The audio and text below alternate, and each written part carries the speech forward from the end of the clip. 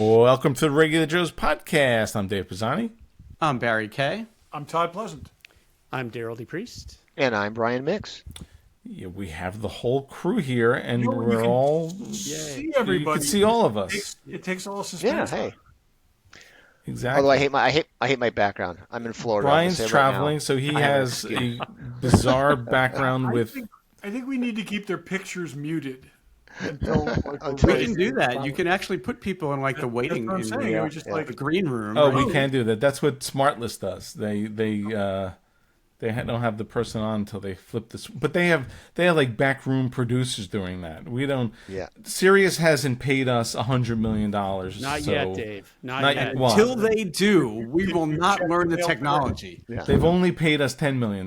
Positive thinking. Video is the transformative moment in the show's history. So That's right. welcome, Yeah, everybody. I'll share that money with you when you can spend it responsibly. So until then, I'm holding on to it for myself. There's no. Well, then we all have a problem, don't we? Okay, here's a good random thing. We're going to go to random. Let's say Sirius came and paid the Regular Joe's podcast $10 million. So let's say, what would that be? It'd be 3, 3, 3, and you guys split $1 million. Oh. Well, let's just for easy. Okay, 2.5, 2.5, 2.5, okay, and you guys. Be realistic. Dave gets 4. Barry and I each get 2, and you get 1 each. So. Some people we're all in the car. Some people are driving the car. Some people are in the back seat. That's what. Listen, I think the only fair way is to take 13 years worth of episodes, put it into a computer, and figure out who's done how much talking, and we divide it up that way. Todd gets the most. Screen time. I get $6 million. All right, we all get $2 million. What's the first thing you buy?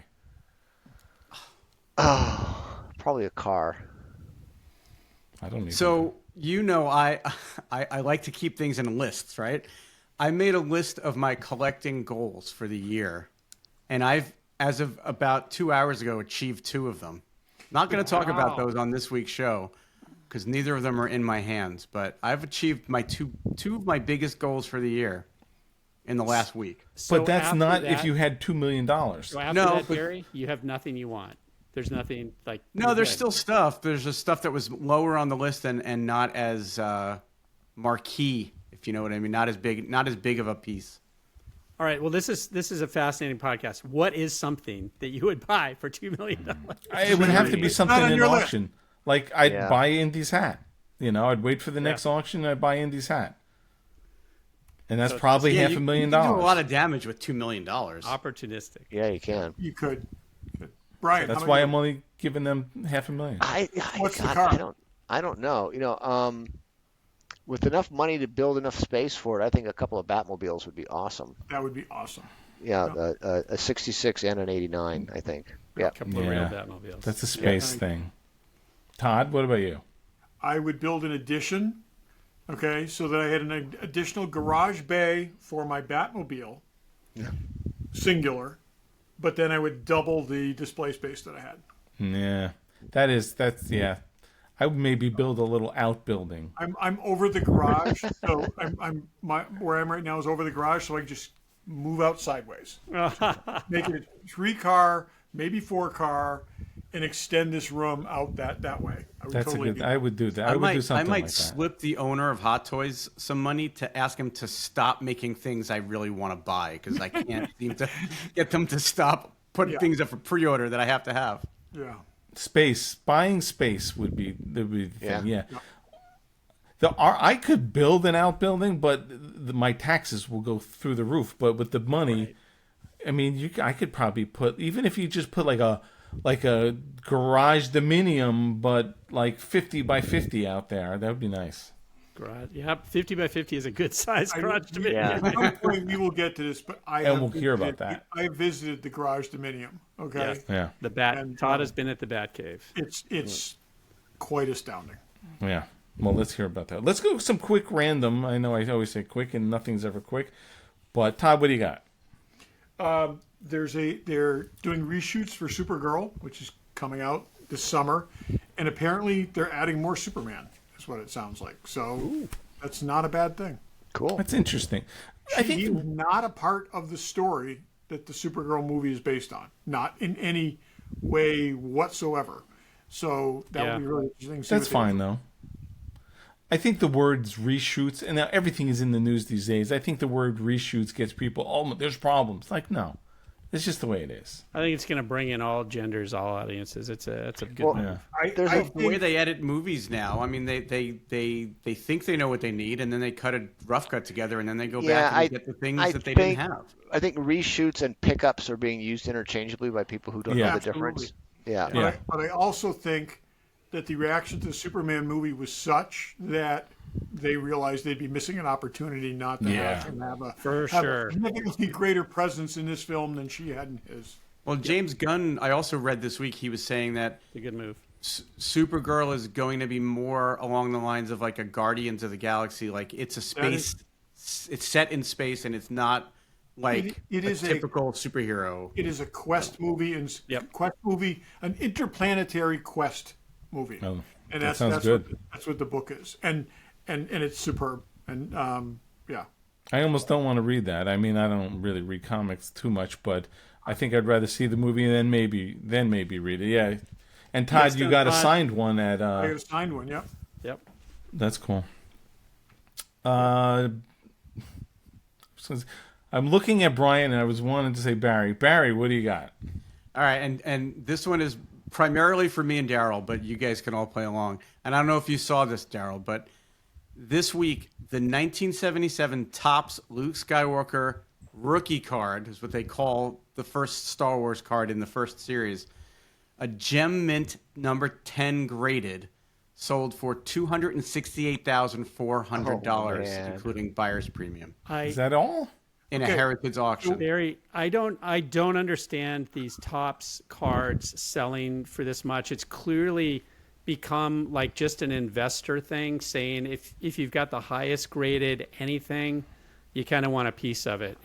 It just doesn't make any sense to me. So Derryl explained this to me this weekend. Do you know why the first card in the pack and the last card in the pack tend to be the rarest? In the series. They get messed up probably. First in the series, last in the series. Once you take them out of the pack and put them in order. And that never, ever occurred to me before. And Derryl was talking about that this weekend. But here's some stats that I pulled out of an article. The previous record for this card was $78,000, and that was in November of 2023. Just stupid. That's a lot. It went from $78,000 to $268,000 in 2 years. That's grading companies doing all. Grading companies are the ones who are making out on all this stuff. So Barry, the frustrating thing about this is you can't reliably count on that as like the value of your thing. I've got a case fresh binder of Topps cards that I opened that are as mint can be. Now, to get a 10, you're super lucky because things that you sent in to get graded and they opened it for you or whatever, they won't get 10s. So it's very rare. But, you can't reliably say, like, I can't look at my binder and say, well, my binder's worth $200,000 because I have a perfect Luke. It's just these things are being bought by people who aren't like real people. They're oligarch money or whatever it is. It's not rare. It's not. It's just a fluke of grading. So here's the other stat that I pulled. There's 4,683 examples of that card that have been graded by PSA. Only 9 of them have a 10 gem mint grading.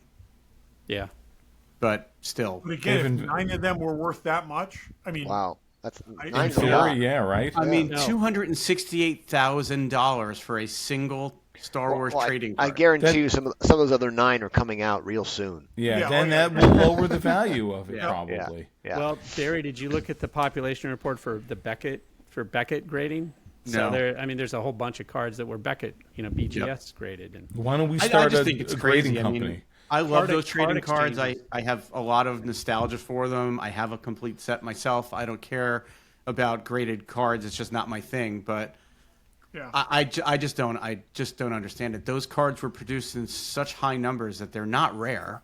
Well, no. Anyone who thinks the value that someone paid for one of something sets the value for all of that thing okay, has never met anyone who collected Beanie Babies.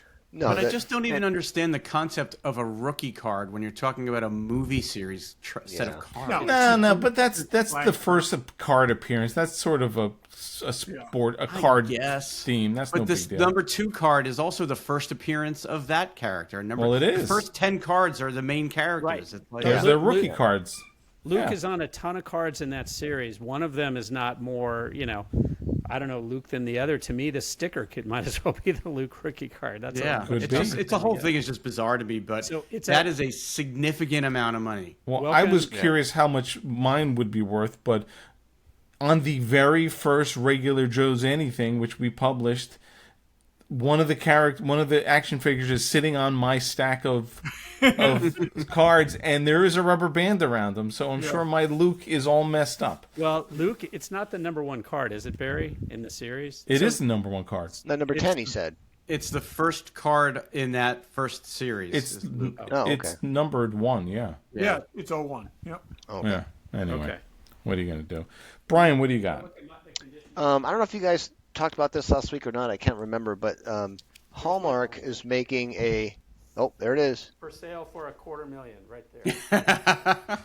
The whole binder for $250,000, Derryl? Sure, yeah. I'll do that. I'm PayPaling you the money right now, Derryl. It's coming out of my $2 million.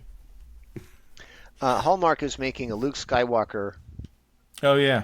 ornament. We didn't talk about that. You didn't talk about it. Okay. We texted about it, yeah. Okay, yeah, the Luke Skywalker ornament. It looks like an action figure. I don't know how accurate it's going to be. It's very small. It's a mini action figure. You can't take it out of the wrapping. You touched it. That was a $250,000 card. Now it's worth nothing. It's not a 10. One corner is a little soft. It's probably. Oh, sorry. So it's still worth $125,000. That's right. All right. Yep. So here's the other thing I found. Sideshow is making a spinner, a Blade Runner police spinner. So I think it's Master Replicas, and Sideshow is selling it. What size is it? I thought it was 1/6, and I was going to go insane. It's 10 inches long. It's similar to tiny. What they've done with the other Eagle Moss large ships. Oh, that's cool. I have a couple spinners, but I don't know if I have room for it's like if it were larger, it'd be worth it, but that's too small. 1/6, that would be crazy. I think I'm at the point where the next spinner I buy is going to be a model kit, and I'm going to build one. Yeah, there is no good die cast. I have a couple. One came with the video DVDs, and one I got someplace else, but none of them are great. I have a good one from 2029. I don't have an original one. Oh, okay. Well, this Master Replicas one looks good. I mean, it looks really good. 2049, sorry. Yeah. It looks really good, but it's just So yeah, it's not bad. Derryl, what's going on? My random, just Stranger Things. So I heard we talked about that already. Go ahead. Yeah. I keep thinking back to the show, and I think Barry introduced this. No, I'm joking. Concept. I don't know, a few weeks ago. There's so much Stranger Things coming at us. Like each of the 10 episodes, I think, is like 2 hours long. Are there 10 episodes? I think it's 8. Oh, it's 8. It's still like 16 hours. And the finale they said might be even closer to 3 hours. In the theaters, I can't even believe, they must have phenomenal stories that they actually have to have this much screen time to pack all this stuff in.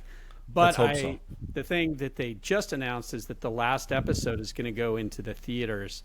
So clearly there's going to be some hold off in that last episode. I think they're releasing them in batches anyway. But I don't know how long Netflix is going to keep it in the theaters, because we can all watch it for free, theoretically, to finish the series like soon after. They did that with the Walking Dead thing. They've done that with they've been a number of things. I think it's for probably people a week that or two. want to experience it with a crowd. Right. Yeah. They said you're going to cry too in that story. It's just I guess it doesn't cost them much to do that. I guess everything's digital anyway, and Well, and the Duffer Brothers have actually gone out publicly and said they don't want to have a Game of Thrones unsatisfying ending. So they may still have one. I think that's for us to decide. It's not for you to decide. Is that required to say? But that's like throwing the gauntlet down, right? It's like saying we will not have a shitty ending. I give them credit for saying that. Plane.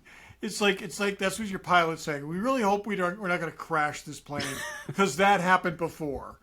Well, good for them to actually put it out there. So, anyway, and they are going out with a bang. So good. So good for them. It's just we're gonna get there's so many hours worth of Stranger Things. I just hope we just don't get sick of the thing before we get 4. And it's over the course. What is it? It's Thanksgiving, Christmas, and New Year's. I think. Oh, is that what it is? Okay. Yeah. I wasn't sure when it was. That's anyway, cool. that's my random thing. There's a lot. Strap in. I hope we don't get sick of it. Yeah, true. I had 2 Star Trek things. One is, I don't know if we mentioned this, or when they announced it, but Starfleet Academy premieres January 15th. No. Hopefully, it premieres at 9 o'clock. Hopefully, Tilly dies at 9:01. In the opening credits. Yeah. Transporter accident. Pre-credit sequence. Let's hope. Transporter accident. They're going to keep her in a pattern buffer for perpetuity. So. Well, it's funny, Todd. Remember we talked to Frakes about it almost a full year ago when we thought it was much closer than it was. Frakes says it's some really good stuff. So I don't know. Some of the best scripts he's seen. He said. So. I am hesitant, but the fact that he seems like a straight shooter too, I'm hoping he is. He is not going to talk to a bunch of guys at a convention and tell them that the new show he's working on isn't good. But he didn't have to say anything. He could also not talk about it. Yeah. He could. Yeah. So. I watched the trailer. I was not overwhelmed. I haven't seen the trailer. I don't think. I forgot to watch it. I did see the trailer. It's not overwhelming, but it's it's Yeah. God, I hope it's not the Acolyte. I just hope it's not the Acolyte. That's just the vibe that I'm getting from watching this thing. Yeah. It's like, it's just a bunch of young, attractive people. Every time they announce a new show, I go in with the same level of optimism, and I hope I'm not disappointed. How many episodes until the students steal a starship and save the universe? 3? What's the over-under on that? They did that one already on Prodigy, didn't they? They did that in everything. Yeah. Yeah. Well, hopefully. I have a question that Todd, you just reminded me of. But here's another interesting. So Zachary Quinto, who plays Spock in the JJ universe, he's on this new show. He plays a doctor on some NBC show called Brilliant Minds. Apparently this week there's a Halloween episode, and he dresses up as Spock, which is just so awesome.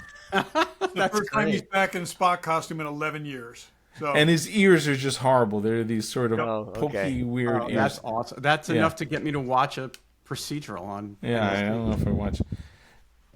I was thinking last night, this is just my weird thing, but remember we had an episode where we had, I guess it was a drinking show, because I made a drink called the Bleeding Kyber. Yes. Why did we do that? I was looking at drink recipes for Halloween, and I remember that, and I don't remember why we did that.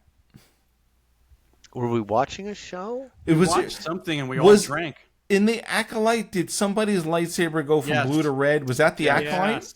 Mm-hmm. Yes. Oh, I was hoping it was a better show that did that, because that's a cool thing. It was last summer, right? Is that track, or is that what? I don't know. Yeah, that sounds right. But that happened on the Acolyte, right? I was hoping that's a kind of a cool move, but it's too bad it was on a crappy show. Yeah. Yeah. You know what's not crappy? Fanboy Collectibles. What? Did someone else have more random? No, it's okay. Go for it. Sorry. Barry had a part 2, though. I think I interrupted you. Barry has 10 from last week. No, it's fine. Listen, we're into talking about our favorite online retailer right now, so let's just go there. If you want to throw one more out, they'll wait. No, it's okay. Well, there is a lot of stuff out this week. So, XO6, First Contact Worf in a spacesuit, which looks awesome. Speaking of Star Wars, Hot Toys Darth Sidious, I think that's in stock. And I know, before I get to what I think I know several of us are waiting for, there is a Sideshow premium format Frankenstein that looks awesome. But the long-awaited, and we talked about it a couple weeks ago, Hot Toys Empire Strikes Back Han Solo with the Winter Parker. I guarantee. Holy crap, this figure has been like 15 years. We've been waiting for that forever. This is the Han you're looking for. And it looks like they finally nailed that head sculpt on Han Solo. I gotta pre-order that. I'm gonna do that myself. I've already pre-ordered it. I'm sure you did. I knew that. Yep. Yeah, and I got the note back from Troy saying, "I assumed you'd want this one." Yeah, I got to do it. I have no room for it, but I do have Besman Luke, right? I must. Yeah, you do. I have to have him next to him at least. This seems to be, to me, the definitive. If you don't have any Han Solo Hot Toys, this is the definitive one. It is. I think it really is. It's great. You got all kinds of different. You get different outfits you can work with. You get all these different things, and also this is the most Han Solo movie. Does it come with a Luke lightsaber and a sliced open tauntaun? No, but it comes with a slide your- welding torch and goggles. Slide your Luke figure inside the tauntaun. And... I have a couple tauntauns up in the attic that I could probably do that with. Oh, yeah, let's get out Hasbro the tauntauns. the soldering iron, and we can just slice it. Exactly. We could do that. So, yeah, that does it. But anyway, I know we just went on a tangent. Because we've been talking about this thing. That is an awesome looking thing. So check. It was, to me, the most awaited Star Wars Hot Toys figure. That, everybody's been asking. At least the most overdue. They should have. It's really odd that they went to Jedi before this one. Yeah. Is there a well, let's wait. Anyway, where do you get that? You get that at Fanboy Collectibles. So check those guys out, fanboycollectibles.com. They have a bunch of other stuff too, which Hot Toys and Pops and Sideshow and Kotobuki's and all that stuff. But also check them out at their store in Newtown, Connecticut, and tell them the Regular Joe sent you. Is there a Empire Strikes Back Leia? Yes. There's two. Yep. There's one in the white Hoth Snow outfit, and then there's one in the Bespin outfit. They've done every other character from Empire. That's just odd. I wonder if he wasn't signing off on it. Yeah, or something. I bet they couldn't get his likeness. Yeah. Well, and in my back and forth with Troy, like now that they've announced that, and now that they've already done the older Indiana Jones, they've got to come back and do a redo version of like a Raiders of the Lost Ark Indy. They have to. Hopefully. Yeah. And while you're at it, do a Rick Deckard. Yeah, really. Yes. Well, they showed one not been 3 a good years one. ago at New York Comic Con or whatever. Hot Toys did? Yeah, Hot Toys showed one as a not approved sample at a con. And never went ahead with it. Mine's horrible. Whichever, Todd, do you have the same one I have? We have the same one. Ugh, not good. Yeah, they I don't really. even know who made it. It's long overdue, it's and I don't know if that's was a also licensing cheap, thing or what. But Yeah. he's a placeholder till something better comes along. He's waiting. He's very impatient, that guy over there. He's waiting. He wants to be replaced. Exactly. All right. Dave, what I was going to say just before we went to this commercial, and this is again maybe more for Todd than anybody, but I don't know, Todd, if you saw the Invincible Season 4 trailer or teaser that they put No, out. I have not. It's awesome, and the new season's coming out in March. So Oh, that's great. it's like a 4-minute teaser, but it's not scenes from the show. It's basically Invincible and Adam Eve sitting at a diner table, but the diner and the planet around them is destroyed, and they're talking. Yeah. But it's great. It looks great. Cool.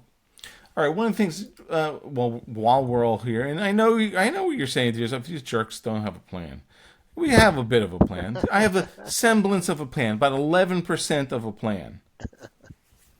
That's Rocket Raccoon saying. But he hasn't worked out the minutia. I haven't worked at the minutia. But I'm gonna need that guy's leg before we go any further. yes. There's I hang on, watch those movies and hang on so many Rocket lines. It's not even funny. But you guys, the irregular Joes, as always, the busiest retired guys we know, and no, I mean, you guys. Before the show, they had to look at their calendars to figure out what they were doing. I don't even have a calendar Not even anymore. like what they're doing, where they had been. Yeah. Okay? Right.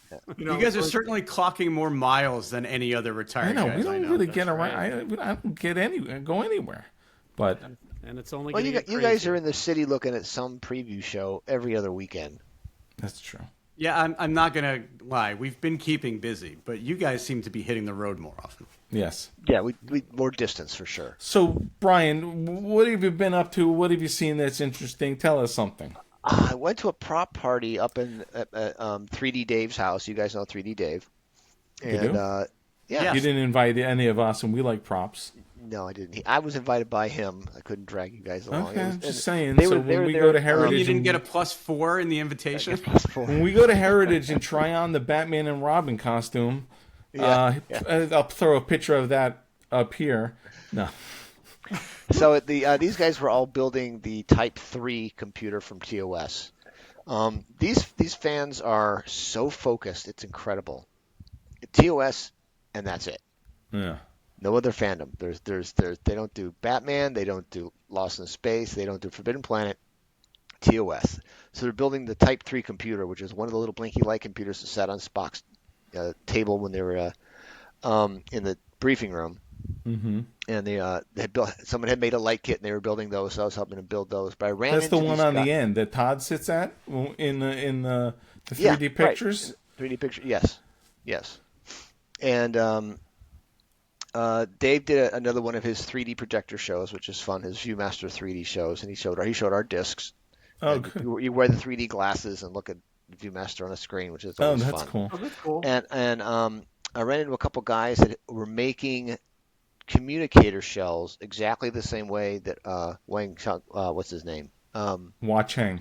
Hua Cheng, not Wing Chung, but Hua Wing Cheng. Chung. Wang Chung. Juan Cheng tonight. Hua Cheng, Wang Cheng Chung. The way he made he took the pencil box and he cut the pencil box in half and put it together and made vacuum form molds. They did exactly the same thing with the pencil box and made the molds to pull Kydex shells to make communicators. Wow. And that was really interesting to see their process. So this prop party was only TOS props? Yes. It must be nice to be able to be that focused. I don't It know. must be nice. Jesus, look at this menagerie behind me. There's no focus. So, we've talked about Dave's collection of glass before. He has every glass he's ever used on the show, and that's the kind of right down to the little nitty gritty stuff of collections they do. Yep. Brian, That's did you cool. bring your mission set, your AMT model mission set? I did bring it. Yes. It was like a the big coolest hit. thing. Yeah. I'm sure. Oh, send me a picture of that. Okay. I guarantee it's something no one else had, right? That's right. That's right. The people are saying you should build a kit for that. It's like, oh, it's so much trouble. So much trouble to make those. Yeah, right? Yeah. That's cool. And, of course, you've been to Ticonderoga many times. Yeah, I'm going Friday again. Is that for the red shirt Halloween thing? It is partially and for the project working on that I'm going to announce on the show at a later date. That's going to excite everyone. Big deal coming up. Yep. I'll tease that here. The big deal coming up. Cool. Very good. Darryl, what about you? You're all over the place, too. I think since we talked, just in the last month, I've been to 2 toy shows for the first time. One toy show was in Pittsburgh. I forget what it was called, but it was mostly like 80s and 90s toys. But I did get some great Joe stuff because I was probably the only buyer there buying 12-inch vintage G.I. Joe, and I got a full tub that had some gems in it that I didn't even see when I bought it. So that was a good deal for me. The following weekend, I went to Xenia, Ohio. The first time to the Xenia show. Now, I don't know if you guys have heard of that as toy collectors. No. It's a pretty legendary show. It actually happens, I think, twice a year.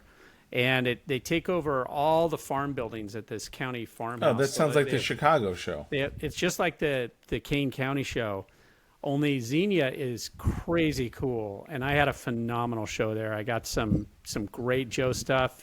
That was an amazing show for me. I got Shogun Warriors. I hit a lot of cool stuff I wanted from my bucket list. Did you go as a dealer or just? I didn't go as a dealer. Because I was going to say, Darryl, aren't you supposed to be selling stuff at these shows, not buying it? I've got 8 shows I sell at. That is not one of them. It's actually, I think over a year and a half ago, I left a message for the guy saying I'd like to, talk. I'd like to be put on the list for tables. It doesn't work that way, and it's not as soon as the tables go live, you buy a table. You have to be like auditioned to have the right kind of fit that stuff that they want to see at the show. Oh, that's cool. It's a whole vetting process, so it's very difficult to actually become a dealer. But I'm going to work my way to it. Don't they know who you are? Couldn't you pull the "I'm Darryl the Priest" card? Don't they know you're the guys who put the bathrooms in this dump? Yeah, Derryl the Priest, damn it. So 2 new toy shows, and then a month ago I was at MagicCon Atlanta, continuing my aspirations to make the Magic Pro Tour. But, and this could have been another random, Magic announced, or Wizards of the Coast announced last week, that in the Magic type of Magic I like to play is called limited Magic. It's like booster draft stuff. They just announced there's a separate Pro Tour for just the stuff I like to play, this limited format. And next year is going to be the qualifying. So I'm in heaven. This is next year. I said this year will be the year of Magic. I think next year I'm going to be doing a lot of traveling for Magic. So let me ask you a question about that, because I feel like it was about a year ago where you were telling us that like they put out something that you thought was going to kill the whole thing, and I guess clearly that didn't happen. So what happened with that? Well, I mean, they're on the verge. They've if you've read, and I think what we're talking about is something that I thought might harm the Magic financials.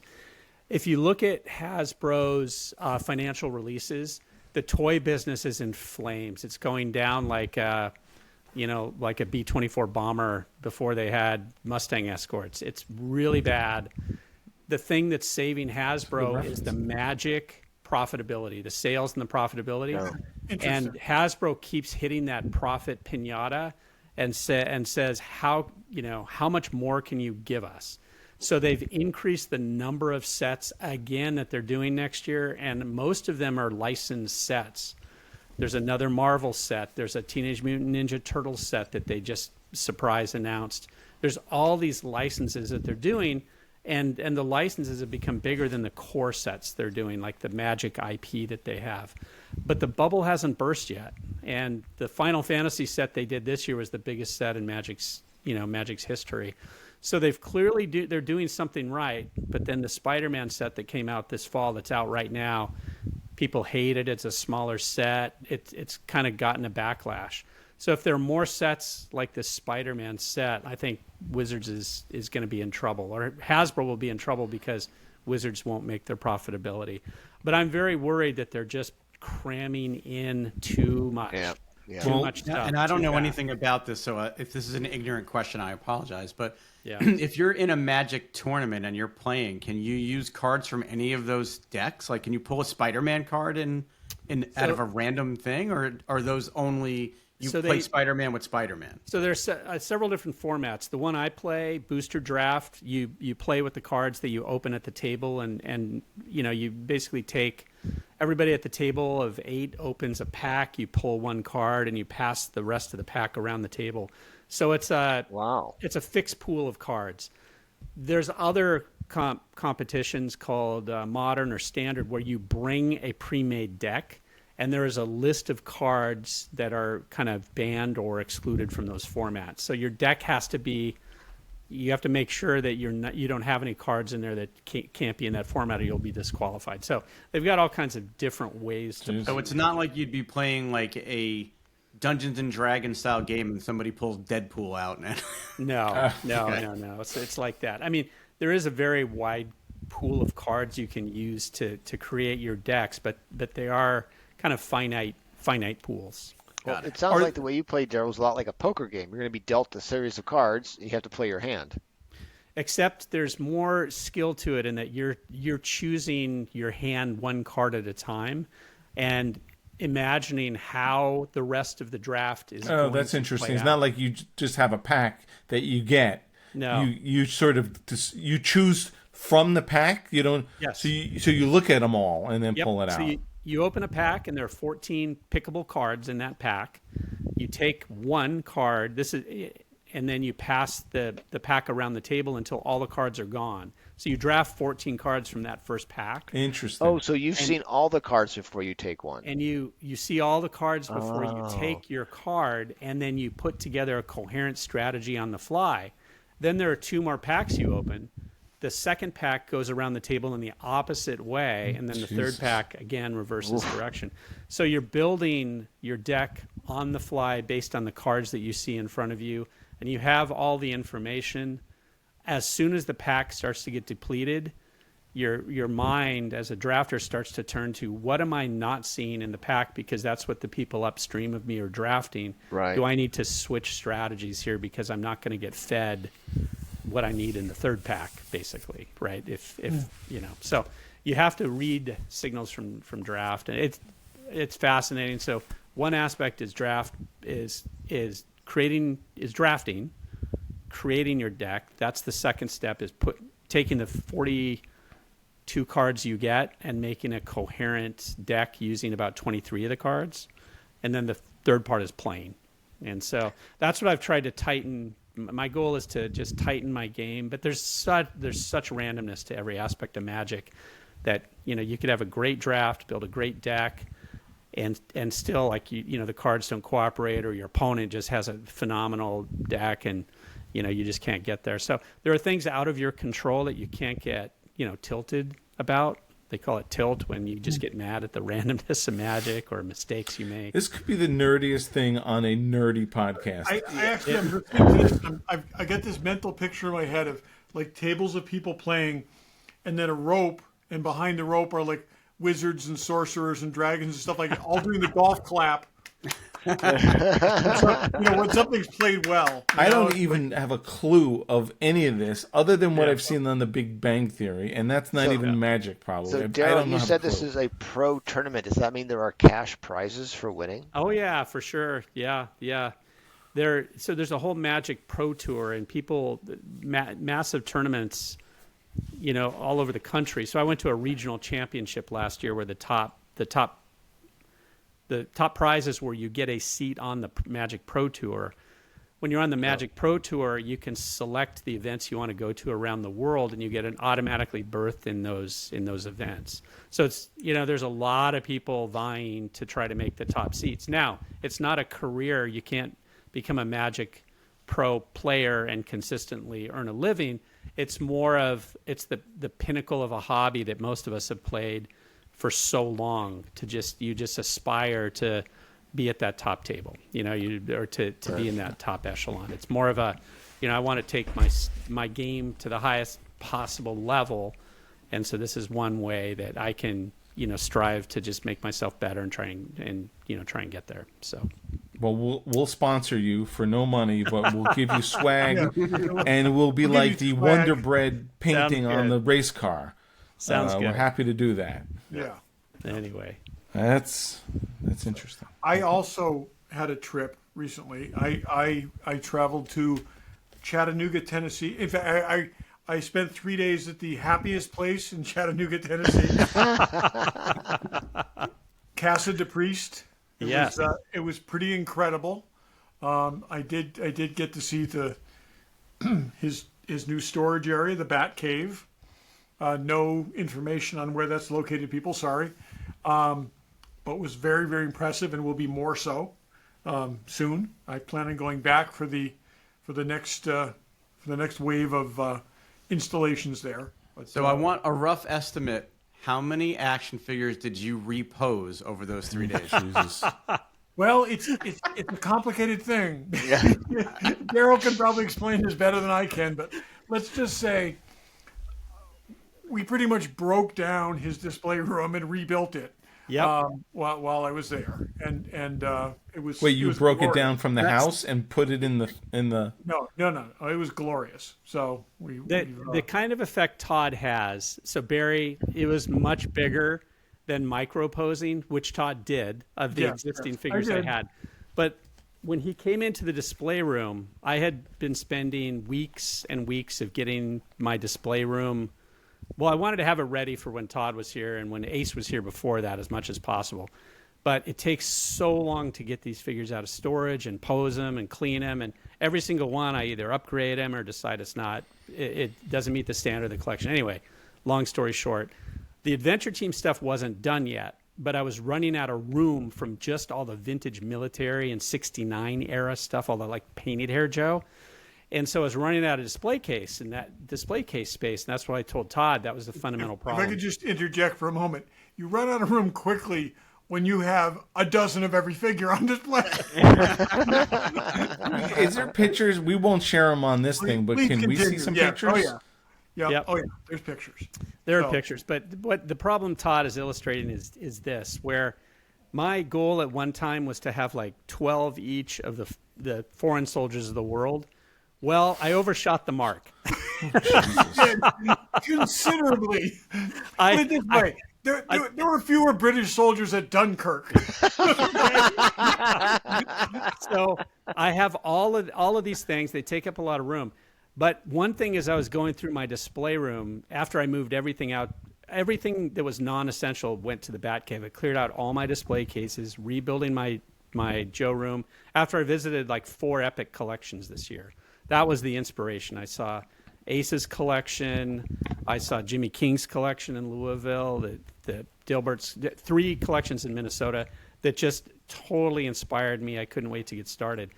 But the other thing is, I was doing all this work. I do them on top of these display cabinets I have in the middle of the room that are filled with all my comic books.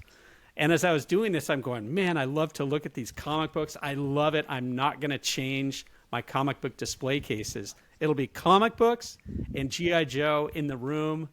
I'll be a happy man. I still have my Indiana Jones case. So this is at your house, not at Freight the other case. place. This is in my display room. Yeah. And so Todd came over and he said, you don't have enough room for the Adventure Team vehicles. And I go, oh, I know. It's just going to be pretty much figures, and the vehicles will have to go in their box on the top of the shelf. He says, that's unacceptable. And I was nicer about that. in I was Todd's nicer than that. convincing We'd already way. discussed the not just having one perfect version of every figure. We'd already gotten past that. So Todd started by saying, what's the greatest Adventure Team vehicle of all time? Or what's your favorite? And I go, well, of course, it's the mobile support vehicle. It's the same as yours. He goes, I think, Todd, whatever conversation we had, he said, don't you want to see that on display? it's going to be in a box. And I'm like, yes, yes. And Todd convinced me like within like an hour. Also, Todd and Karen arrived before us because we were at a concert. And so they were in the house. And you left Todd in your house by himself? Yes, and we saw him the next morning, and that's when the damage was done. Todd, when he got to the house, Karen went to bed because she had a canoe race. Todd stayed up, and he took notes on the display room. I touched nothing. Okay, I touched nothing. Until I walked in the room, and I looked at all the 1:30 in Joes. the morning. 1:30 in the morning. I looked at all the Joes. I looked at the Adventure Team figures in there. And the Adventure Team is not represented by the figures themselves. They are best manifested by the vehicles. And that's what was missing. That's what screamed to me that was missing. Yes. I'm actually a little disappointed you didn't FaceTime me at that moment in time. Anyways, but listen, to we wake talked you up through there. this. We talked through this. We both gave a little ground on our visions, and we went to work, and it was a blast. We had so much fun taking every single vehicle out, assembling it, getting the optimal position, figuring out what everything went in relation to everything else. Yep. So And, I just want to clarify though, did the vehicles end up where the comic books were? Is that where you were headed? So Todd basically said, well, I had to empty out all the comic display cases, and I was, they already had glass in the shelves, the glass in the display cases. I was just going to like put it at the bottom and leave it. And Todd said, it's only 3 screws to take out that bracket so you can remove the glass. And I'm like, you're right. I mean, Todd basically said, you've got to do this the right way. And he's totally right. Yeah. And all the comic books are out, and we staged every Adventure Team vehicle in the 4 comic book display cases I have. Each one has 2 shelves, different heights to accommodate either the mobile support. One of them is just the headquarters that fits perfectly in a smaller one. And it's unbelievable. It was so good. It was the right decision. And Todd, like, it was Providence that you came at the exact right time. It looks so awesome. I can't wait to get it set up. Thank you so much for your... it's great. It's great. And the comics, to answer your question, Barry, we took one of the wall cases, and we stood them up. So actually, there's a better view of the comics. Not all of them, but basically 20 keys. A better view of those comics in that room than there was previously. You had to kind of walk, you kind of had to inch along and lean lean over and look at them. It was hard to see a lot of them. It's like I said, worked out really, really well. But it's I would have loved you to have have a been there to help you magnificent guys. It collection, sounds like so Derryl, much fun. and it's amazing.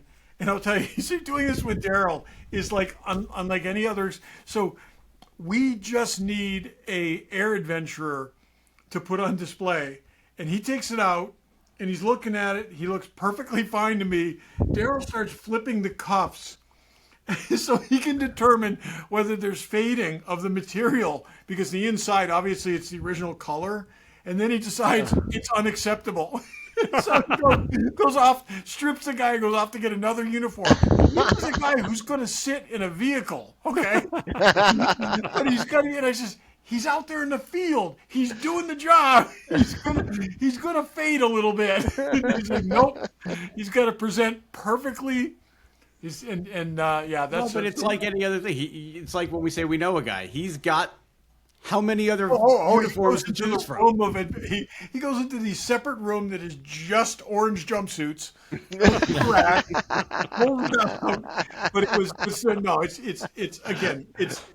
it's an absolutely amazing collection. It's amazing to see it, and his dedication to this. And this is his life. This is your life is represented in that room.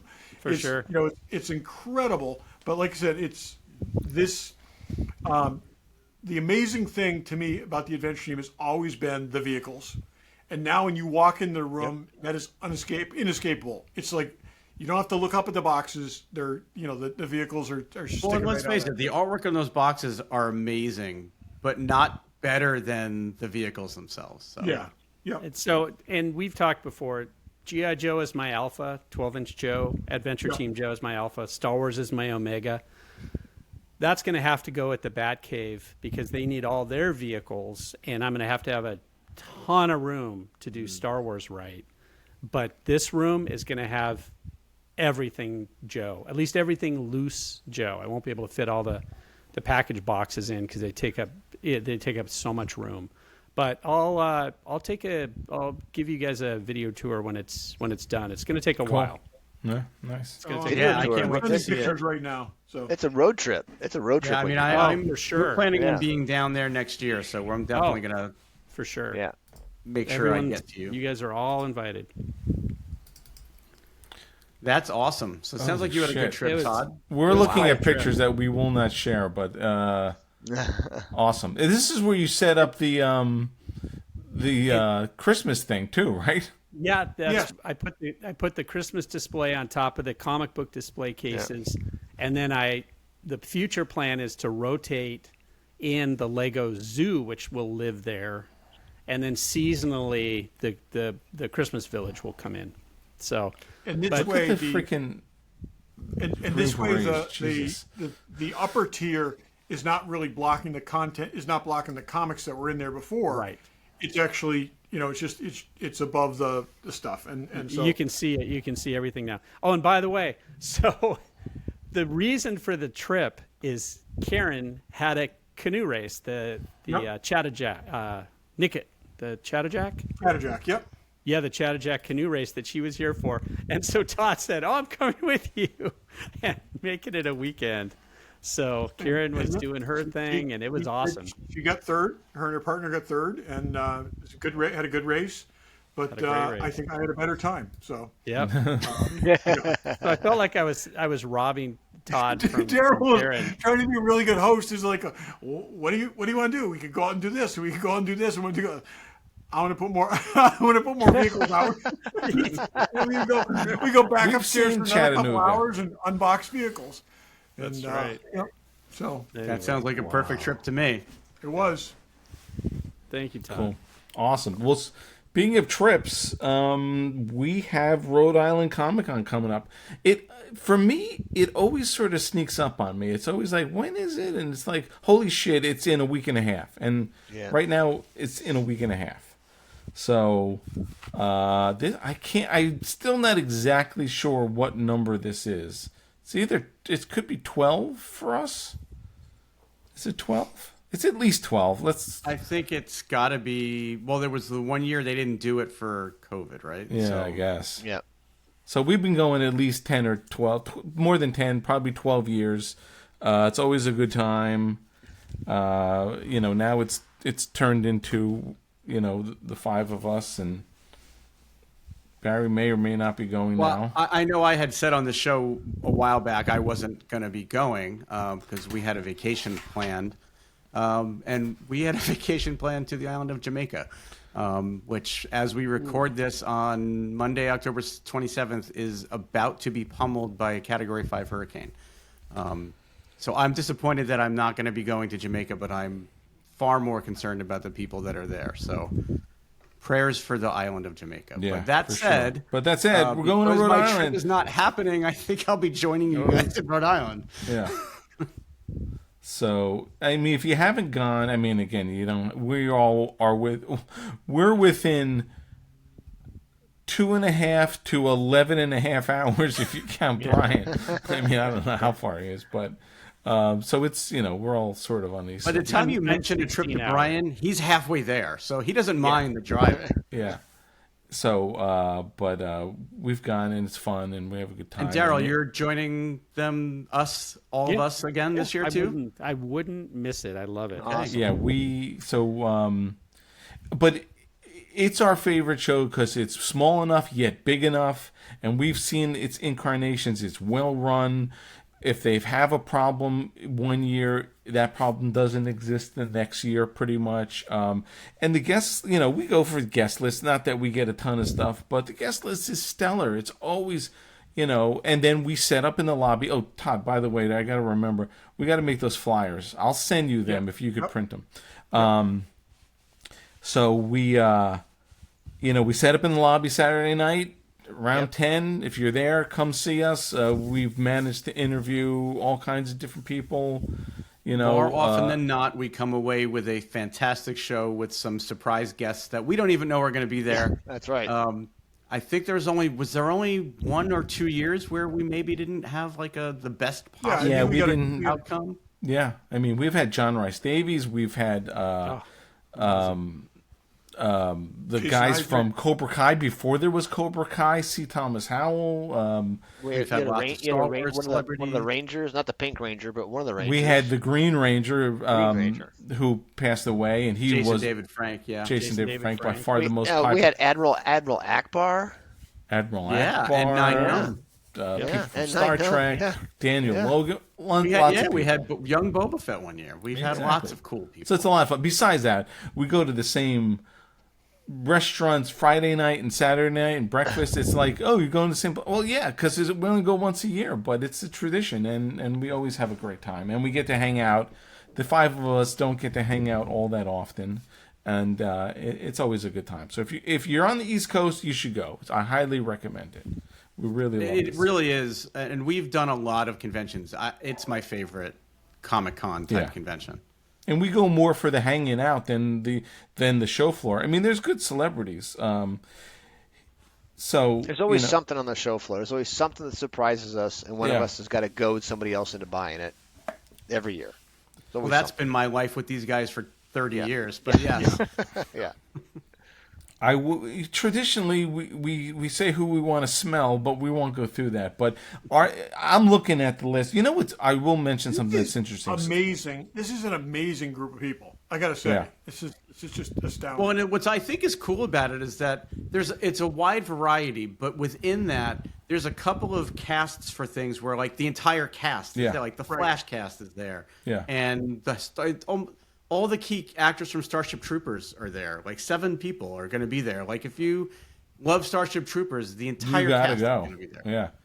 Well, Alec Baldwin canceled. Daredevil's another great one. Daredevil, yeah. There's almost everyone except for the dead guy, and he's not really dead, so I don't know why he's not there. But what's his face? Foggy, right? Everyone but Foggy's there. Yes. Yep.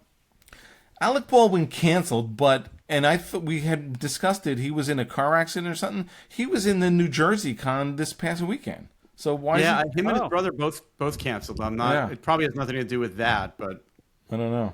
Wow. Maybe they're both wanted in the state of Rhode Island. Who knows? You never know. Andrew McCarthy's there. I'm looking through the list. Anthony Starr from The Boys. Yes. Oh yeah. Beverly D'Angelo, Brian Mix. She's been on the favorite. show. Yeah, Friend of the yeah. show, Beverly D'Angelo. Yes. Who else? Let's see. There's a lot. Bryce Dallas Howard. What? Bryce Dallas Dallas Howard. I Howard. want to get her autograph. Yeah. Actress and director. Brendan Wayne, who plays the there's Mandalorian. so now that I think I'm going, I did go through the guest list. There's a couple of Star Wars actors that are going to be there that I'd like to try to get autographs from. Your poster. And I'm actually thinking about picking up a Starship Troopers poster and getting the cast to sign it. I That's do not love a that bad movie, deal. and you got to, but all you gonna got be to there. act fast to get one. Yeah, I know. Charlie Cox. We said Daredevil. Daredevil. Who else? I'm just Chloe Bennett. Chevy Chase is there. I think he's kind of a douche, but he's there. Yeah, exactly. Now, Right?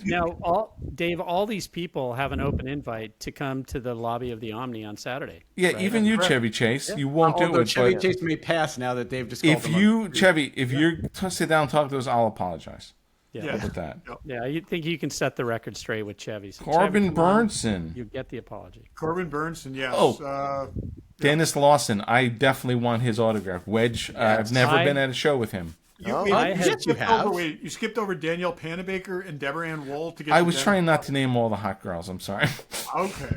And Candace Patton. All the hot girls from Flash are going to be there. All the hot girls. Yeah, I've never seen Danielle Panabaker. I think she's cute. So Corbin Burnson is a collector. I'm not sure of really? what, but I have sidled up to him at the Rose Bowl flea market before. I heard he was a collector. I went to the Rose Bowl one weekend when I lived in Southern California, and there he was walking around like a normal guy looking at stuff. And, I was just at a table. He came up. He was, Oh, that's cool. he was looking at stuff too. So that could be a great discussion, just like you guys had with our buddy, right? Titus Welliver. So with Well, Titus, let's make a mental note. Let's go by Corbin's table and say, hey, we hear you're a collector. Is that true? We do a show on collecting. Yep. But Barry, have I been to a show with Dennis Lawson before? I'm pretty sure he was at one of the celebrations we went to. Oh, really? I don't think I ever got his autograph. Maybe I did have his autograph. I'll have to look. I have to look in my Star Wars book. Denise Richards. Now I need to double check my list. I'm pretty sure I've met him. Dennis Rodman. Is he on your poster? Really? I'm going to figure that out in a minute. Yeah. Okay, Meyer. moving right along. Dina Dina Meyer. Meyer, Todd. One of our favorites.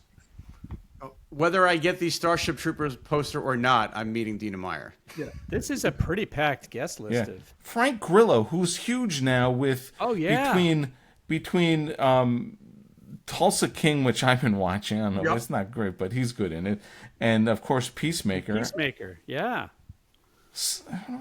He could have a really reasonable autograph price. I thought somebody did. $80. That's not bad at all. Yep. It's mostly for the hair, too. Yeah, he's got good hair. Dave, Someone I saw on here Celebration has. 2017 in Orlando. Dennis Lawson. Are you okay? I'm sorry. That's the nerdiest thing on the show ever. Barry just went to a spreadsheet of who he's met and when. Barry, You have 75 people not on a poster. just- You need to keep track. It's not just Star Wars people, but everyone he meets, he puts in that spreadsheet. Yeah. Barry, who was that guy you met at Starbucks last week? Oh, wait. Let me check the spreadsheet, Dave. The guy who dry cleaned his suits is in there. How much? Well, how much? There's no way you actually wrote down how much you paid for his autograph. Of course I I do. know, that's why I'm baiting you. Dennis Lawson. Where did I just had him here? Where is he? Here we go. I'm Dennis pulling up Lawson. the entry right here. Okay, there's the price. $50. $50 at Star Wars Celebration. He's only 60 now. What a bargain! He's only gone up a little seconds bit. of personal interaction. Okay, he was wearing a gray suit with an open collared shirt. No, sorry. No, it doesn't go into that level of detail. Listen, when you're building out a piece like that with over 70 autographs on it, it's good to know who you have on it, where you got them, and how much you paid for them. Let me ask you this question: we're in the lobby. Dennis Rodman walks by and asks to be on the show. Do we say yes? Absolutely. Until Yeah, something why better not? comes Oh along. boy, yeah. And here's like some sort of this to me is just. I think this guy's I can ask him about Carmen Electra. this guy's pretty huge in a lot of things, but it's sort of just a random Hank Azaria, who is huge on The Simpsons. Oh God, yeah. He is in a ton of stuff. He's there. That's crazy. Gina Davis, Jamie Presley. That's Gina Davis. So just real quick non sequitur. So going back to topics from last week, I watched The Fly yesterday. With Gina Davis and Jeff Goldblum. Jeff Goldblum. I forgot how creepy that movie was. Really, really well done. Oh God, yeah, yep. It's gross. 86. I watched the original Fly last year. Yeah. Highly recommend that as a Halloween rewatch. Jason Lee, Jason better Mewes. than the original Fly. Yeah, all the Jasons. Oh, there's actually a whole bunch of Mallrats people going to be there. I know Kevin Smith had to cancel, but a lot of people from Mallrats are going to be there. Oh, John your buddy Berthel. Kevin can't make it. John Cryer. Katie Sackhoff. John Barenthal from Punisher and Daredevil. Juliette Lewis, who's like a real actress. Although she's been in some stuff. It's questionable shit. Catherine Newton, who's been on Supernatural and is in the worst Ant-Man movie. Sorry. Yeah. Did we skip Katie Sackhoff or did I miss that? He said no. Katie Sackhoff. I think he just said it. Kathy, the brother and sister from Land of the Lost are going to be there. Yep. How do you not love that? Will and Holly. Yep. Will and Holly. I know Holly. I don't know about Will. I hope there are enough people to stand in line for all these celebrities. There's so many people. That's Lori a Petty, lot just random people. It's a lot of people. It's a great guest list. It really is. It just goes on and on and on. How come Shatner's not here again? Is Paul Williams still on the list? He is. I'm only on the M's, and I'm sure he's still there. Rooker, friend of the show, guest of the show, Rooker. Michael Rooker. Yep. Awesome Laura guest. Prepon from That 70s Show. Yes. And other things is going to be there. Mike Coulter. Yes. Luke Cage. Misha Collins from Supernatural. Molly Ringwald. Just naming people. Pam Grier. That's out of. Oh. That's a random thing, but Paul Williams is still on the list. Oh yay! Rainn Wilson from The Office. You got to ask him to be on the show. I will. If you go get your Phantom of the Opera thing or whatever. Paradise. Sean Gunn, brother of James. Oh, Sean Gunn. I want to talk to Sean Gunn. I get his autograph. He's actually a talented dude. You know, Susan Sarandon. Talk about a real actress. I mean, Yeah. Bring your I Rocky saw her Horror niece. poster. So we got an in. I made that work for us. Wait, you know Susan Sarandon's niece? Yeah, I taught Oh, her. cool. Okay, Todd, here's another question. Here's someone else who wants to sit down and do a talk to him. Randy Quaid. Oh God, yes. Of course we do. How do you support Trump, you whack job? Yeah. That's my first question. We talk about Independence Day. It's like Randy, how talk about crazy Shitters are Broke you? from Christmas Vacation. Yep. Yeah, he's. Rosario Dawson. She's like big. That's like a real She's actress. on my list. I'm waiting online a long time, I think, to get her autograph. Probably. Yeah. Sean Gunn, yeah, we got him, yeah. Seth Gilliam, friend of the show, has been on the show. I think that was year 1 Rhode Island Comic Con for us, wasn't it? Or year 2? Yeah, he was yeah, another one that probably I year got one. because I had taught his niece. So this is That's right. Yep. Sid Croft of Sid and Marty Croft. Jeez. We could talk to him about the banana splits. I don't know if did he do the banana splits? We could do that. Yes. Yeah, he did. Brian knows about the Sid and Marty Croft stuff, I'm sure, right? Someone That might be more me than Brian. Oh, maybe it's you. No, I mean, Or I do, certainly. I watched some of the Sigmund shows. and the Sea Monster. Sigmund and the Sea Monster. Love it. I've heard an interview with him before. Yeah. Soleil Moonfry, Smellworthy. And did you mention Denise Richards? We mentioned her way back. I'm going in order, in alphabetical order. Tim Matheson. He's done a lot of shit. It's a good guest list. It is amazing that they got all these people back from Fletch when I don't think anyone remembers Fletch. I mean, it's like, yeah. Tim Matheson was Johnny Quest, right? Am I remembering the right Yes. guy? He was Johnny He was Quest. Johnny Quest. Yeah. Oh, didn't think of that. That'd He was be a in neat thing to have Animal him House too, signed. right? Yeah, it would. That would be a really cool thing to have him signed as a Johnny Quest picture. Or my 1941 poster. Yeah. He's in there. He's in 41 too. Yeah. You'll be the only one there with one of those. Vernon Wells, Commando, and second Mad Max. They say Mad Max too. I don't consider that. Okay. That's really it. And even I the would- dude who oh, plays no, Bullseye in Daredevil's there. Yep. So and, a packed list. Vincent D'Onofrio. Now, we just take a moment in memoriam to address those who are no longer with us. Alec Baldwin, Alison Courts, Freddie Prinze Jr., Henry Winkler, friend of the show. He's been on the show before. Jonas, I don't know how to say Jonas's last name. Sunkamo. Did we interview him? I think we did. Kevin Smith, Nick Carter, Rob Schneider, and Stephen Baldwin. Another Trump fan, Rob Schneider, and Stephen Baldwin. I think. Yeah, too bad Kevin Smith. Who'd we? Oh, I'm thinking we were talking when the year Barry wasn't there. We were talking to the guy who supposedly played Darth Vader. We were talking to Mannequin Skywalker. Yeah. Oh gosh, I'm drawing a blank on his name. I don't know who you're talking about. Yeah. But we're like, when I get to say hi to Barry, he didn't know where to look. Well, he's on the phone. Then he looked on the phone and he's like, God, nice what is his Skywalker name? Ranch T-shirt you're wearing. I remember that. This is bad. What's his name? Spencer Wilding. Yes, thank you. That's right. Yeah, Mannequin Skywalker. Yeah. So anyway, I do have him on my Rogue One poster. there you go. Whether he was in it or not, we'll never know. There's definitely a. He probably doesn't know either. I'm sure he doesn't. I know I believe he filmed scenes in that Yeah. suit. Whether or not he May or made may it in the not. movie, though, is the part we'll May or never may know. not be in the movie. You never know. All right. So anyway, it's a good time. If you should go, if it's still a week away as you listen to this, make your arrangements. If you're going, let us know. Tell them the regular Joe sent you. Blah blah blah blah blah. Let's go. Some what's in the box. Show you with the box. Who's in the box? What's in the box? What's in the box? Regular Joe's What's in the Box. Brian, Okay. Yeah. So this is something I won in an auction. you mentioned that weeks ago to us. Yes. And it didn't finally tell us. came. It took Prop Store forever to mail it to me. Yeah, they sometimes It do. finally mailed Yeah, it they to do me. take a while.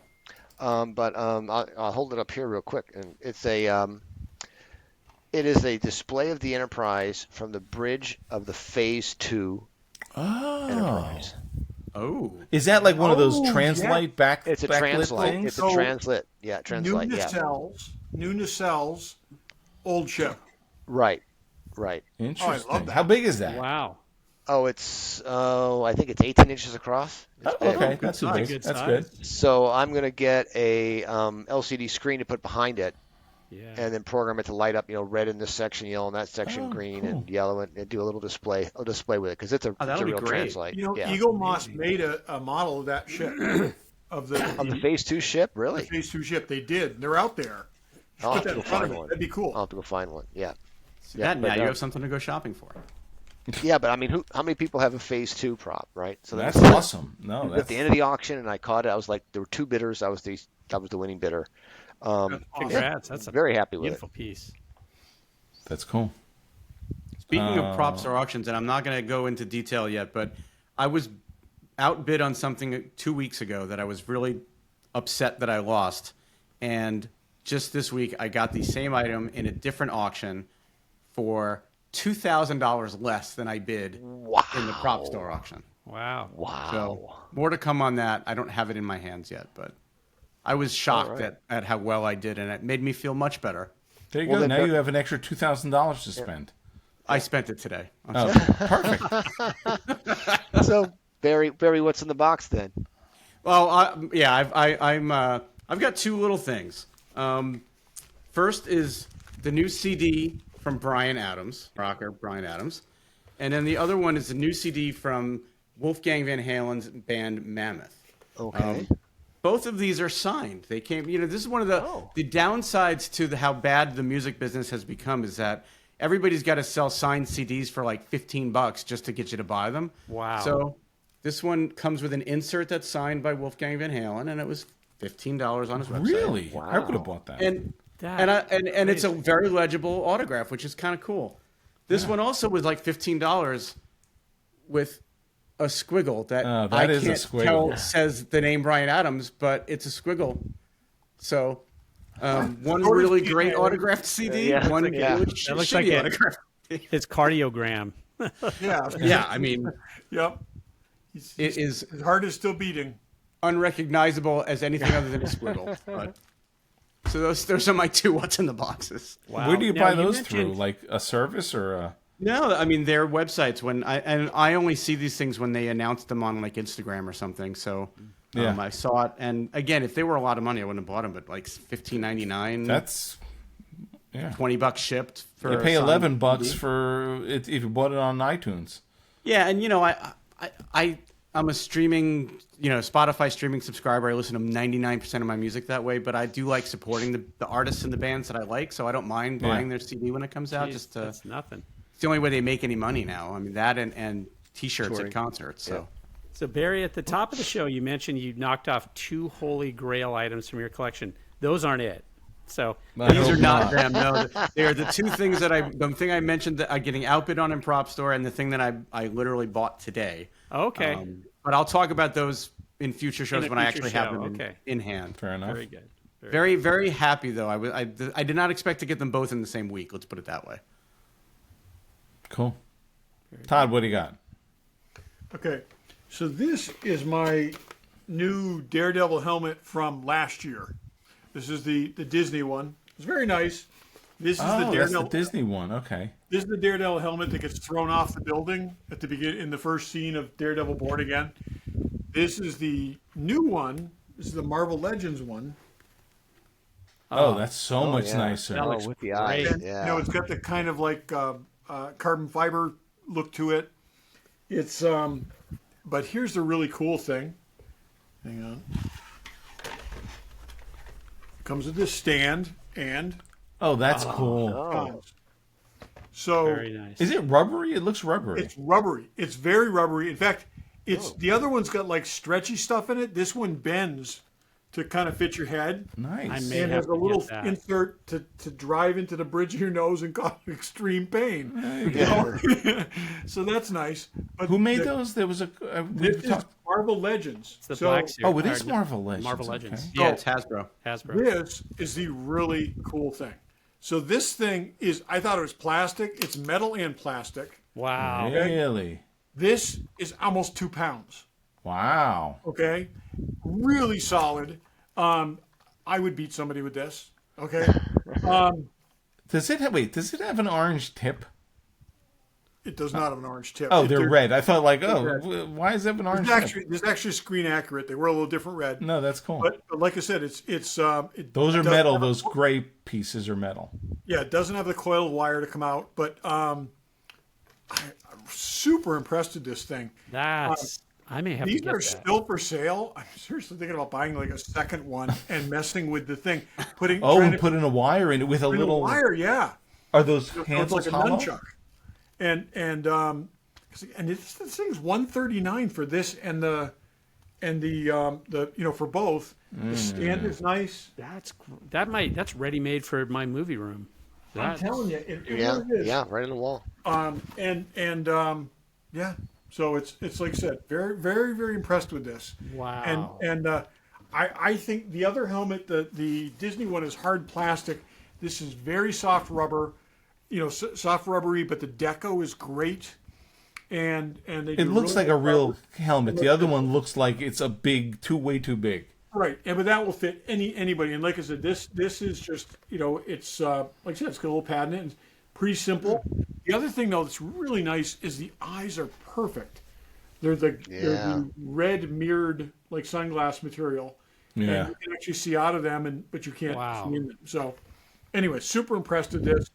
I was excited for it. Thank you, Barry, for telling me as soon as he saw it go on sale because I jumped on it. And it just came. Well, I remembered you saying to me because you're not as on social media as often as I am. You're like, if you ever see this thing go up for pre-order. Oh yeah, no, and it was just, and I like I said, and I have never gotten a thing, saying it's even the couple companies where I was looking at it at. So, anyways, really psyched, glad I got it, and I might buy a second one to mess around with. That's cool. So. That is cool.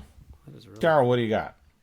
So let's see. The onslaught from Heritage continues. They have so many auctions and so many cool things.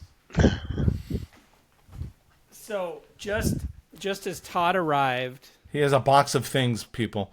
So did my box. I got 3 things in the recent toy auction at Heritage. The funny thing about Heritage is either The recent one. The most recent one was today, because there's one every week. There's one every week. So it's funny. Even before I sent payment, they said we're boxing it up and sending it to you. Don't worry, payment can come later. And I got it like. You're spending too much money. That's a sign that you spend too much money with them, by the way. I know, it's really sad. Oh, Derryl, the truck is going to your house. We'll just throw this in with the rest of the stuff. They had some good stuff in there. So one of the things I got is a carded Bullet Man, which I did not have. Really? Wow. Oh, wow. Nice. So really nice piece. I think I was following that auction. I got that for a bargain. That was... Some of this stuff goes for decent money, so, But. This was the second, or actually the third lot. I'll show you the marquee piece and what I got. But I bought a Captain Action lot that had a Captain Action and a Dr. Evil. I did not have a complete loose Dr. Evil. So I went back and I read the auction description. It said it includes, vintage medallion, everything. Well, I got this. It is not a vintage Dr. Evil medallion. Oh. That is the toughest piece in the whole lot. And I fired off a kind of a nasty gram today. I said, that's a plain Mantis Dr. Evil medallion from like... And Derryl knows this because he went into his reference cabinet and took an original Dr. Evil medallion and compared the two. I have a broken one, so I wanted a good one. So I'm very unhappy about that. I would not have bid on that lot. So I've had some issues with Heritage before. They've come through. Hopefully they'll come through and make it right for that. But the big item that I got was a Hidden Missile Discovery G.I. Joe Adventure Team Hidden Missile Discovery window box. It doesn't have the cello, but that's at the point in my collecting where the things I need, you just don't find them, and I have to be willing to accept they don't have cello. That's a nice shape with the cello off. That looks a lot like the one I sold many years ago. I used to have one of those. And so I'm probably not going to get a cello because that stuff can crush the box. Yeah. So and that's really the thing too. When you get them with the old cello on there, that very often the boxes are misshapen because of it. Yeah, because they've gotten heated up. There is a point when it should come off. So like my White Tiger hunts and Pygmy Gorillas, the boxes are just really hammered and deformed because the cello has shrunk over the years. So I'm probably just going to leave that as is. It looks really good. Makes sense. So overall, I've got some things to work out with Heritage, but very happy with what they're getting. And then I'll do a real quick one. The last thing that came in this week that I also opened with Todd here was I mentioned a Kickstarter I backed a while ago called the what was it called? Pre-Code Horror. It was all of the comics that were featured in Seduction of the Innocent that caused the Comics Code Authority to be created. They created exacting copies of those comics on newsprint with all the ads, and that came in the mail. And these things are absolutely phenomenal. Very cool. Wow. So not like in a bound volume. These are individual issues printed just like the individual issues were. Yep. And these were the exhibits that caused the Comics Code to be put into force. And it's and got some of all these things are pretty grisly. The covers are amazing, and inside they have injury to eye panels, and they were just going nuts at the time. And how many books are in that set? I want to say it's 15. It's just at least a dozen. It's just crazy. That's great. The average price on these probably worked out to about $10 each, Barry, but it's incredible. It's a huge stack of these issues. Look at that. And they reprinted them in exacting detail. It's like I just can't believe that I have all these things now. It's awesome. So I am starting to slide down that slippery slope on comic books. It's not good. Yes, you are. Welcome. You don't even know. Welcome. So that's my what's in the box. Dave, I have the least interesting of the what's in the boxes. Mine's the tool. I'm sorry I didn't get anything really fun. But I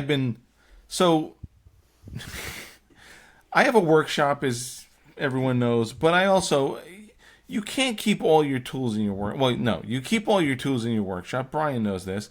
But you have to have tools other places. So in this room, I have a carry bag of tools that I will take out on the road with me or wherever, and that has to be complete. There's a drawer over there somewhere that's got a bunch of tools in it. I've got tools in the in the kitchen drawer. Anyway, but this is part of my portable toolkit to go, and I had not seen this before. This is this thing. It's a handle that holds saw blades.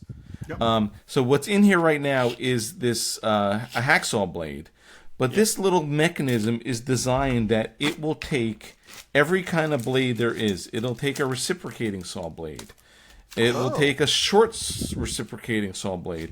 It will take jigsaw blades. That is so. awesome. That is awesome. I know. So this is the perfect portable. I don't carry a saw. Yeah.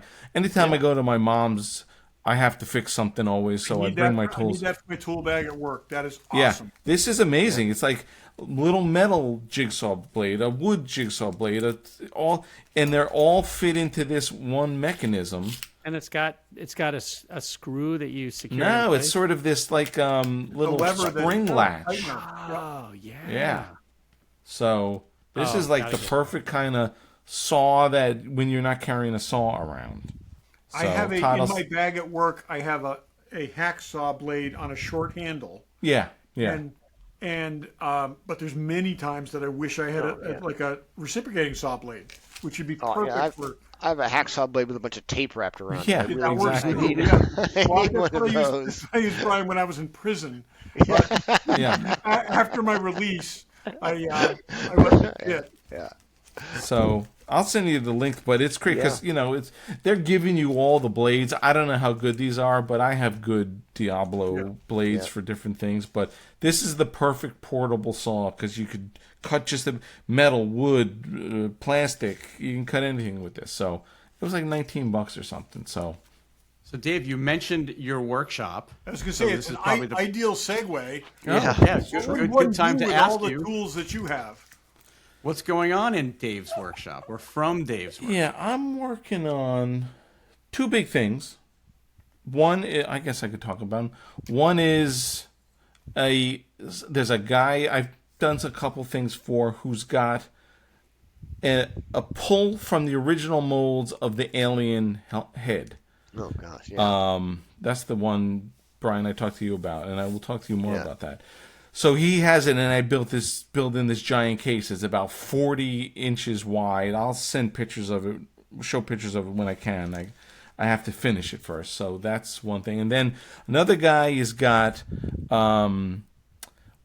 autographed fake $50 bills from everyone who acted on Breaking Bad. This is just a mock-up. I'll show you guys. Gosh. So it's a $50 bill. I just put a dollar bill, and they're the fake 50s that he got from the show, and they're autographed. And so I'm making these plaques that have the actor's name, their character name, and it'll be covered in acrylic. And there's 20 of them on this big shadow box. So that's a fun project, actually. Yeah. Now, did he have to get them all signed by the He actors? went all over the place. I mean, there's, we go to a lot of shows. There's people I've never seen at a show, how he got them. And some people he mentioned to me were very reluctant to even do it, but he got them to do it. So good for him. And then there's going to be a metal print of the logo in the middle. It's a cool project. That's awesome. Yeah. So that's what's going on at Dave's Workshop. If you need a display or plaque, reach out to you could reach out to me at fromdavesworkshop@gmail.com or check out all my stuff on my website fromdavesworkshop.com and tell them the regular Joe sent you. All right, that was a good show. Matt Murdoch, thank you. Where did Todd go? Yeah, Todd. We should change the name. We should probably just on the way out mention that June Lockhart passed away this week. Way too young. Way too young. 100 years old. 100 years old. Yeah. Lassie, obviously for us, Lost in Space, But I looked, her first credit goes back to 1938 on IMDb. Jeez. Wow. My mother was born, not too much earlier than that. Wow. Good for her. That's a long good run. Good for her. Yeah. I met her once. She's the most elegant woman you'd ever meet. Nice. So I think I told old school Hollywood for sure. I had a cousin who ran a supper club in Virginia Beach, and I would go down there with my other cousin, his brother, and we would work there for like a couple days at a time. I worked the the front end and basically manned the guest book, and she came in, and she signed an entire page. Oh, nice. But she's like the most elegant person, and I was so like captivated with her. I did not recognize the woman standing behind her, who was Anne Lockhart. Shiva herself. I totally failed to recognize that because because June Lockhart just had this star aura around her, and it was this was 79 or 80. Oh, so this was prime right after Galactica. And it was like I said, and I didn't even realize who was standing with her, and but it was that she was that impressive, and came in with a whole kind of group of people. So, but, that's cool. That's cool. Well, rest in peace. Good rest. In peace. All right. Well, that is a lot of show. So as you listen to this, a week from today, we'll be in Rhode Island. Having a ball. If you're there, like I said, reach out to us. Yeah. We'll be in the lobby of the Omni Providence. They're always good to us. And thanks for listening. Pray for Jamaica, and thanks for listening. Thanks for listening. Thanks for listening. Thanks for listening. And thanks for those of you who are watching.